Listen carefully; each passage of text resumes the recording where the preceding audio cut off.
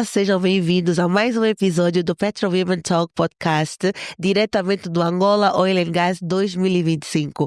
Este é o maior evento da indústria petrolífera e este ano com um toque ainda mais especial, porque estamos a celebrar os 50 anos da nossa independência. Muitos têm falado sobre o desenvolvimento do nosso país através do nosso setor e é importante ouvir na primeira voz como é que este desenvolvimento tem sido feito. Temos hoje como convidado o engenheiro Gianni Martins, que é o presidente da Alford Petroleum. Engenheiro Gianni, seja muito bem-vindo ao podcast Petro Women Talk. Muito obrigada pela presença, pelo convite. Não é sempre que tenho a oportunidade de falar um bocado de petróleos e do que nós estamos a fazer. Sim. Por isso, muito obrigada pelo convite efetuado. Nós é que agradecemos, engenheiro. Queríamos então talvez começar pelo início, né? Entender como é que o engenheiro Gianni começou no setor petrolífero e o que é que a Alford Petroleum tem feito no nosso setor em Angola. Como é que eu comecei? Pronto, eu sou formado em Engenharia de Petróleos pela Universidade de Tulsa e tive a oportunidade de poder fazer o meu estágio na Chevron, ainda em 2002, enquanto ainda concluía os meus estudos. Enquanto que muita gente nos tempos de férias ia para as festas, eu tive a sorte de conseguir fazer os estágios, né? E então acho que foi uma bênção. Portanto, permitiu-me ter uma exposição muito grande a uma das maiores companhias aqui locais, que é a Chevron. E claro, ajudava-me na escola, porque já tinha experiência prática. Exato. E então, quando voltasse para a escola, juntar o prático com o teórico até ajudou-me na minha formação.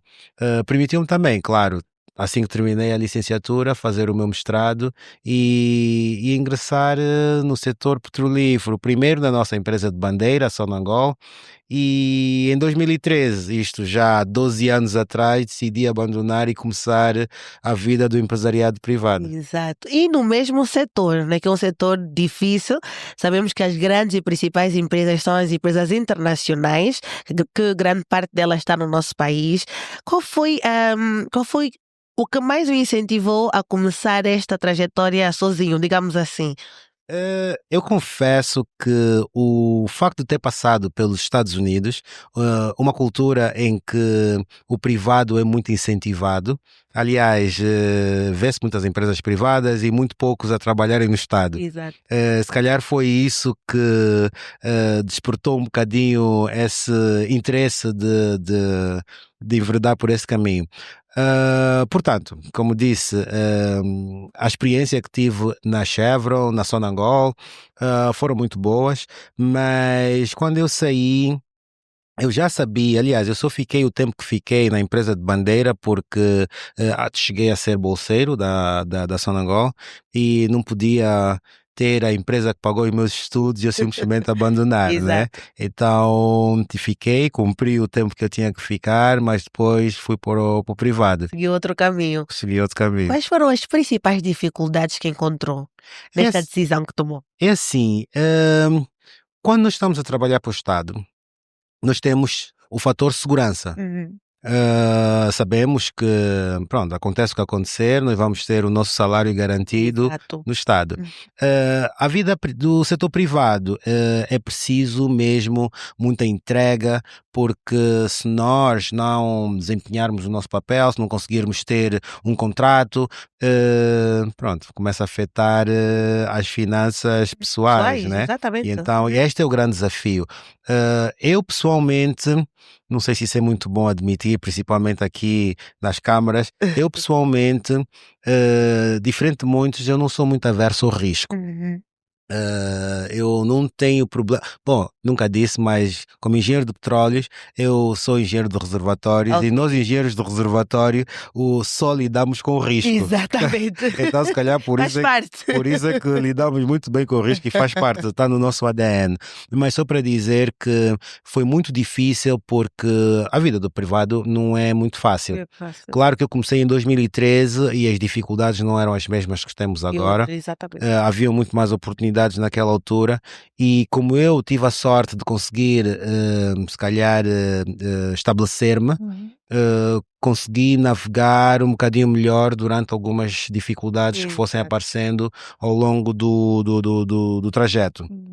Mas uma outra dificuldade que eu diria é, atenção que hoje eu estou a fazer pesquisa e produção, né? A Alford, em inglês é Exploration and Production. Exato. Mas eu não comecei desta forma, eu comecei na verdade nos serviços. Ok. Prestador de serviços ainda, de suporte às operações. Exatamente. E como prestador de serviço, a exposição ao risco é bem menor. Exato. E então é isto que permitiu eu ter os pés, ter alguma experiência no empresariado privado e depois de estar estabelecido, então querer assumir desafios maiores. Exato. É um processo. É um processo. É um processo. E em 2013 surgiu então a Alford Petroleum em Angola.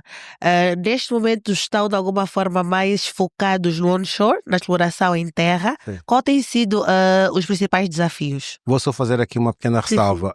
A empresa, na verdade, foi constituída em 2007. Ok. Em 2013, dezembro de 2013, foi quando eu saí do Estado e janeiro de 2014 foi quando eu comecei, na verdade, a minha vida de empresariado abraçou por inteiro esta vertente. Então, nós ainda não éramos, não estávamos ainda na pesquisa de produção, ainda éramos prestadores de serviços. Sim. Quando eu saí, claro, eu fiz a aquisição da empresa, alterei tudo que tinha para alterar, a estrutura toda, e só ficou Alford Petroleum em 2015. Ah, ok. Estamos a falar de há 10 anos atrás? Há 10 anos atrás, sim, porque nós concorremos nós estamos no onshore, mas nós concorremos para as licitações do onshore já em 2015. Ok. Pois, e então na altura concorremos, graças a Deus conseguimos na altura 2 concessões, mas só que depois houve uma alteração no regulador e cancelaram o concurso. Ok. E pronto, tivemos que nos reinventar, fazendo outras coisas, mas voltámos a concorrer novamente nas licitações de 2020, que acabaram com os awards, né? As adjudicações em 2022. Sim. Agosto de 2022. Exato, devido ao problema que tivemos mundial do Covid, que atrasou também algumas situações. Exatamente. E de lá para cá, a Alford tem se reinventado todos os dias, não é?